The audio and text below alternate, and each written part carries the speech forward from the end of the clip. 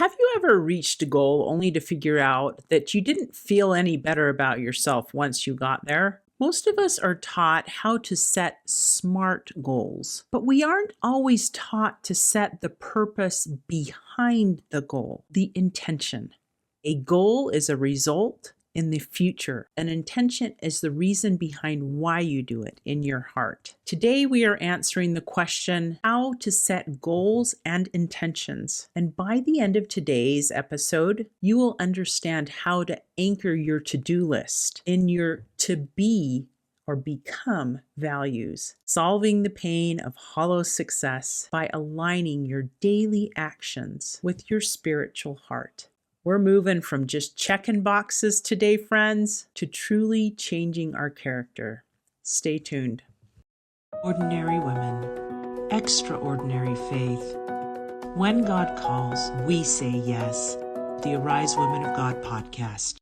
Hello and welcome to another episode of the Arise Women of God podcast. I'm your host, Tamara K. Anderson, and joining me today is Sandy Falter of our Women Warriors of Light Advisory Board. She is an amazing certified grief coach who empowers women to heal from heartbreak by equipping them with practical tools, compassionate support, time-tested principles, and faith-based insight. One of the things I love about Sandy is that she has proven by her own experience that you truly can heal from grief through Jesus Christ. You can find Sandy on her website, sandyfalter.com. And while you're there, be sure to check out her free healing workshop or book a free coaching call with her. And today we're bridging the gap between the head and the heart. First, we're going to break down the actual difference between a goal and an intention. Second, we're going to give you a great hack on how to habit stack your intentions into your daily system. Third, we're going to revisit the SMART goal framework and see how an intention really makes those meaningful, and especially how to stay flexible when life's detours mess with your goals but can't touch your intentions.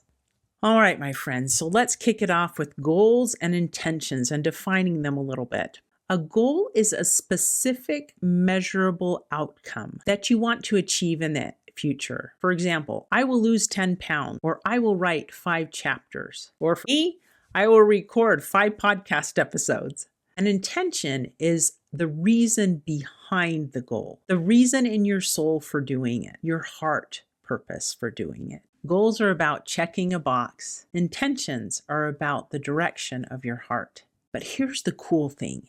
You can fail at a goal because of circumstances out of your control. Like, for example, when our friend Wendy Christensen's house flooded recently. She failed at a lot of goals that week, but she didn't fail at the intention. Wendy's intention was to have a more organized home where God's Spirit could be present and her family could feel peace. A house flood didn't change the intention. She can still have peace in her house, even though it looks a little chaotic there right now. So it's important to look at the heart behind the goals.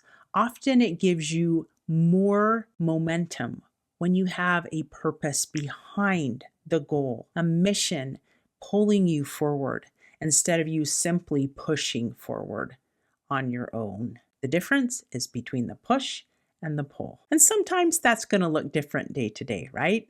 Once you have set the intention, sometimes you need a hack or two to make sure the goal actually happens. We call this habit stacking. And Sandy is now going to share with us a brilliant way of taking a daily goal like saying her morning prayers and anchoring it visually to a physical task. Well, I have done the whole set a million goals and failed not being able to do them, or having a good goal but just struggling. And so some hacks really that I have learned from great people out there. One of my favorite books for goal setting and really being successful is Atomic Habits by James Clear. I love that book because he teaches us systems. So if I want to have a habit of going to the gym, I put my workout clothes right next to my bed. I get up, get ready, and I'm set up for success. So doing things to help you be successful is a big part of it because we're human and we get busy and we forget. And if it's a new habit, it's hard. The other thing that I started doing, this is a sad admission here, but I used to struggle with my morning prayers. I'd get up early and be getting my kids out the door, and then this would happen and this would happen, and then it'd be noon and be like, oh, forgot to pray. And I would feel so bad about it. So now, what do I do every day? I make my bed. I make my bed every day. It's just something I do. And so now, if I get up and I'm busy, I don't make my bed.